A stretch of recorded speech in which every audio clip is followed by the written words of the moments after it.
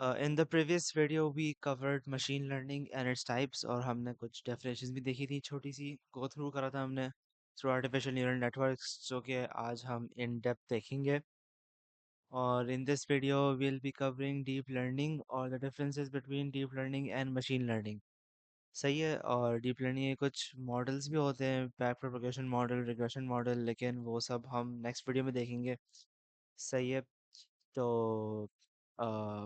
Let's get started with deep learning deep learning basically क्या होता है वो एक मशीन लर्निंग का ही सबसेट होता है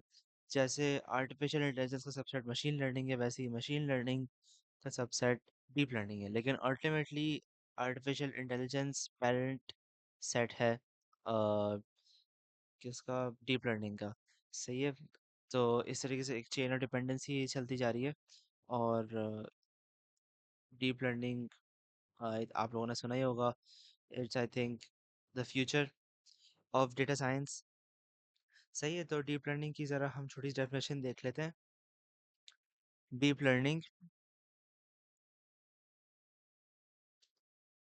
is a subset of machine learning inspired by the structure of the human brain, a structure called artificial neural network.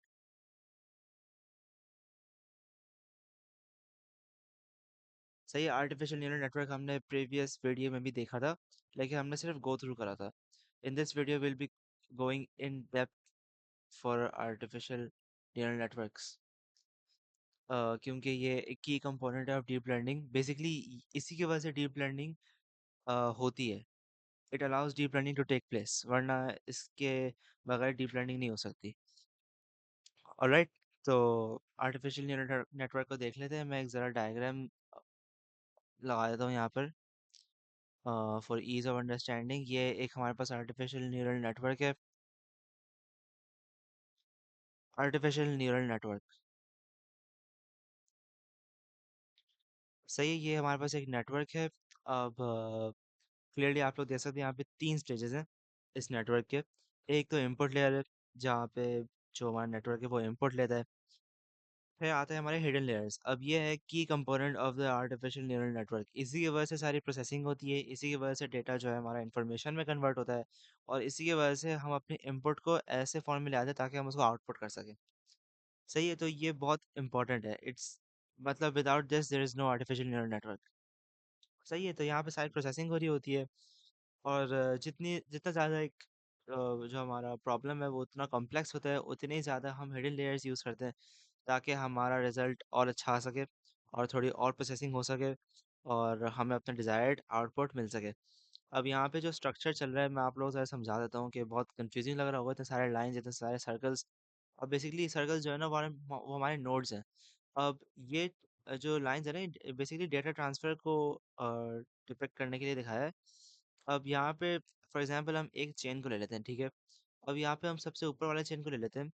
Input हमारे पास आता है इस लेयर पे then it goes to the first hidden layer सही है जहाँ पर प्रोसेसिंग स्टार्ट होती है फिर सेकंड हिडन लेयर पे चला गया और फिर थर्ड हिडन लेयर पे जाके आउटपुट लेयर में चला गया ठीक है तो इस तरीके से ये एक पूरा चेन चल गया अब फॉर एग्जांपल जो हमें आउटपुट मिला है वो हम डिज़ायर नहीं करते थे तो फिर अब ये वापस जाएगा थ्रू एनी चेन वापस इनपुट लेयर पे जाएगा फिर इनपुट लेयर से होके दोबारा हिडन लेयर्स में जाएगा प्रोसेस होने के लिए और फिर मतलब एक जो हमारा इनपुट है जितनी दफ़ा वो प्रोसेस होगा ना थ्रू द हिडन लेयर्स उतनी ज़्यादा हमारा जो रिजल्ट है वो उतना ही अच्छा होगा मतलब the more the hidden layers the better it is लेकिन ज़ाहिर है एनर्जी हमें वेस्ट नहीं करनी है मतलब जितना हमारा जो प्रॉब्लम है वो रिक्वायर करता है हिडन लेयर्स उतना ही हम यूज़ करेंगे अगर हमारे पास बहुत ज़्यादा कॉम्प्लेक्स प्रॉब्लम आए तो फिर हम एक बहुत सारे हिडन लेयर्स यूज़ करेंगे बहुत सारे इनपुट लेयर्स बहुत सारे आउटपुट लेयर्स जैसे आप लोग अभी मैं दिखा देता हूँ ये एक एग्जांपल है एक बहुत कॉम्प्लेक्स प्रॉब्लम की आप लोग देख सकते हैं the difference is pretty much clear it just goes on and on जितना ज़्यादा आपका प्रोग्राम कॉम्प्लेक्स होगा उतनी ज़्यादा आप हिडन लेयर्स यूज़ करेंगे और उतनी ज़्यादा नोड्स उतनी ज़्यादा डेटा ट्रांसफ़र ताकि आपका आउटपुट एक्यूरेट होता रहे और फिर एक डिज़ायर्ड आउटपुट आपको मिल जाए सही है तो दिस इज़ द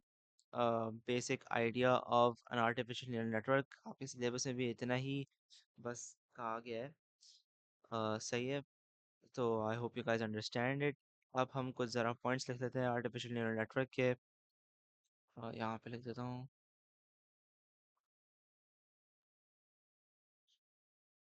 सही है। Let's discuss the importance of hidden layers, जो कि हमने अभी भी डिस्कस करा है, उसको लिख लेते हैं हम। इम्पोर्टेंस ऑफ हिडन लेयर्स: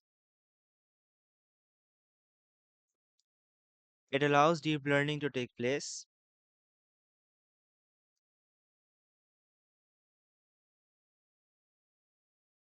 ओ यार, it allows deep learning to take place,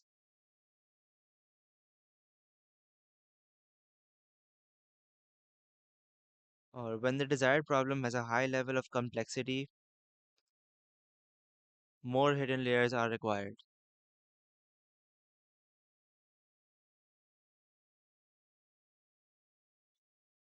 To improve the accuracy of the result,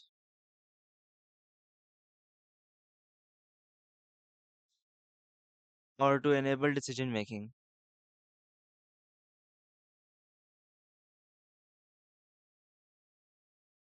अच्छा, ज़रा ठीक कर देते हैं इसको।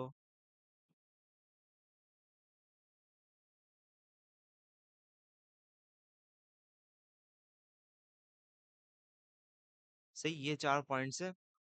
For the importance of hidden layers, क्योंकि ये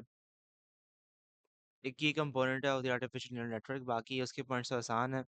वो मतलब by the name you can figure out कि क्या हमें लिखना है। मतलब input layer takes input, output layer displays the output. बाकी हिडन लेयर्स का है कि it enables deep learning to take place, और फिर जब एक प्रॉब्लम जितनी ज़्यादा कॉम्प्लेक्स होती रहेगी उतनी ज़्यादा हिडन लेयर्स यूज़ होंगे। फिर वो जितना ज़्यादा आप उसको गो थ्रू करवाएंगे थ्रू द हिडन लेयर्स, उतने एक्यूरेट आपका रिजल्ट होता रहेगा, और फिर इसकी वजह से डिसीजन मेकिंग होती है। अच्छा, डिसीजन मेकिंग कैसे होती है? क्योंकि जैसे मैंने आपको पहले समझाया था इन द प्रीवियस वीडियो कि जब एक मॉडल एक एक्सपीरियंस के थ्रू गुजरता है तो फिर वो एक सक्सेस और फेलियर डिफाइन कर देता है। फिर उसी की वजह से ये सारा जो डेटा होता है ना, ये सब हिडन लेयर्स में स्टोर कर देता है। बेसिकली ये पूरा ब्रेन है नेटवर्क का, इसी की वजह से सब कुछ हो रहा होता है। सारी प्रोसेसिंग इसी की वजह से हो रही होती है, तो इसी की वजह से डिसीजन मेकिंग भी हो रही होती है, क्योंकि वो अपने पास्ट एक्सपीरियंस से जब सीखता है तो फिर उसकी वजह से वो अपने नए डिसीजंस बनाता है। सही है, तो this is it for hidden layers. अब हम जाते हैं towards differences between machine learning and deep learning, क्योंकि आपको अब समझ आ गया कि मशीन लर्निंग क्या है और डीप लर्निंग क्या है। अब हम ज़रा डिफरेंसेस को देख लेते हैं। तो पहला तो ये कि जो मशीन लर्निंग है वो अपना डिसीजन बनाता है थ्रू पास्ट एक्सपीरियंस। उसका मतलब वो अपने पास्ट एक्सपीरियंस पे ही डिपेंडेंट है। मतलब जो उसने अपना एक एक्सपीरियंस के थ्रू जब वो गुजरता है और जो उसने अपना रिजल्ट डिफाइन कर दिया होता है, वो उसी चीज़ पे डिपेंड करके अपने वो डिसीजन मेकिंग करते रहता है। अब जैसे मैं आप लोगों को अभी समझाया डीप लर्निंग का, वो ये भी करता है, और इसके अलावा उसका जो प्राइम फोकस है ना, वो उसका आर्टिफिशियल न्यूरल नेटवर्क है, क्योंकि विदाउट आर्टिफिशियल न्यूरल नेटवर्क आपकी डीप लर्निंग नहीं हो सकती। सही है, तो इसलिए जो डीप लर्निंग है वो अपनी डिसीजन मेकिंग करता है थ्रू आर्टिफिशियल न्यूरल नेटवर्क। अब जो मशीन लर्निंग है, दूसरा पॉइंट पे हम आ जाते हैं कि मशीन लर्निंग जो है वो जो सैंपल साइज होता है उसकी डेटा के लिए, जिस पे हम उसको ट्रेन कर रहे होते हैं। जैसे आप लोगों को मैंने पहले समझाया था कि एक ट्रेनिंग डेटा होता है, एक टेस्ट डेटा होता है। तो जो हमारा ट्रेनिंग डेटा होता है वो बहुत कम साइज का होता है, क्योंकि हम ना उसको बेसिकली एक बच्चे की तरह चला रहे होते हैं। जैसे सुपरवाइज लर्निंग है, अनसुपरवाइज लर्निंग है, हाँ रीइंफोर्समेंट लर्निंग थोड़ा कॉम्प्लेक्स जाता है। लेकिन at the end of the day ये सब ना बहुत सिंपल प्रोग्राम्स है, और इसकी वजह से काफ़ी आसान हो जाते हैं मॉडल को सीखने के लिए। तो इसलिए इतना ज़्यादा डेटा नहीं रिक्वायर होता। अब however on the other hand, deep learning जो है वो बहुत ज़्यादा सैंपल साइज रिक्वायर करता है अपने ट्रेनिंग डेटा के लिए, क्योंकि वो पूरा अपना प्रोसेस कर रहा होगा, सब कुछ स्टोर करेगा अपने हिडन लेयर में, आर्टिफिशियल न्यूरल नेटवर्क पूरा बनाएगा। तो ना एक पूरा एक कॉम्प्लेक्स प्रोसेस है, इसलिए it's not as simple as machine learning. तो इसी वजह से हमारा सैंपल साइज जो होता है वो बहुत लार्ज होता है, बहुत लार्ज। मतलब इट्स लाइक कि deep learning is one of the best, if not the best methods for handling large sample size of data. सही है, तो ये एक बहुत इनफेमस पॉइंट है डीप लर्निंग का। अब बाकी जो है मशीन लर्निंग में जब हम डेटा दे रहे होते हैं तो फिर हम साथ में फीचर्स भी डिफाइन कर देते हैं, जो कि लेबल डेटा होता है। तो मशीन लर्निंग के लिए हम मोस्टली लेबल डेटा यूज़ कर रहे होते हैं उसको ट्रेन करने के लिए, उसको सिखाने के लिए, ताकि वो फिर हम देखें कि अनसीन डेटा पे कैसे परफॉर्म कर रहा है। लेकिन डीप लर्निंग में क्या होता है? डीप लर्निंग में वो हम उसको फीचर्स नहीं देते, वो खुद ही पैटर्न्स रिकग्नाइज करके खुद ही वो सब देख रहा होता है। जैसे हमने टाइप्स ऑफ मशीन लर्निंग देखा था, रीइंफोर्समेंट लर्निंग और सुपरवाइज लर्निंग, अनसुपरवाइज लर्निंग। तो इतने डेप्थ में हम नहीं जाएंगे डीप लर्निंग के, क्योंकि इसका प्राइम कंपोनेंट बस एक आर्टिफिशियल न्यूरल नेटवर्क है, बाकी कुछ नहीं है। ऑलराइट, तो बस हम इन्हीं पॉइंट्स को लिख लेते हैं अब। Differences between machine learning and deep learning.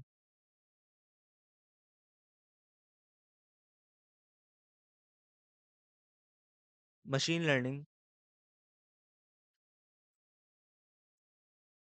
enables machines to make decisions using past data,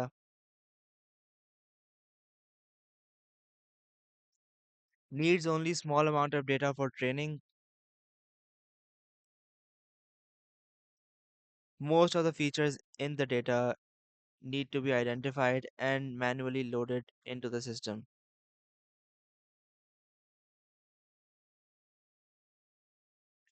Deep learning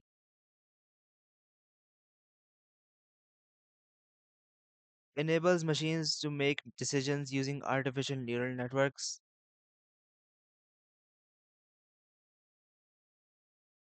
needs large amounts of data for training, learns features of data itself.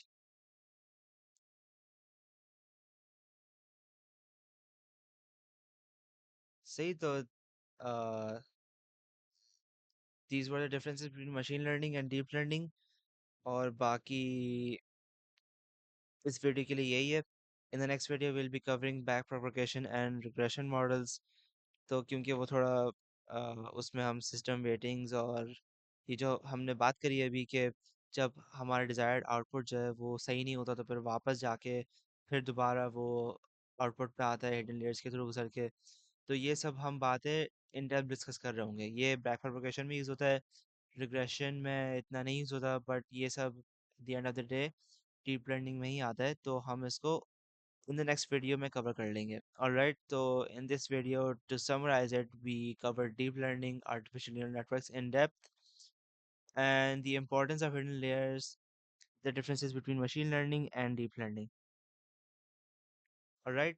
so hope you guys learned something from this video, and I'll see you in the next one.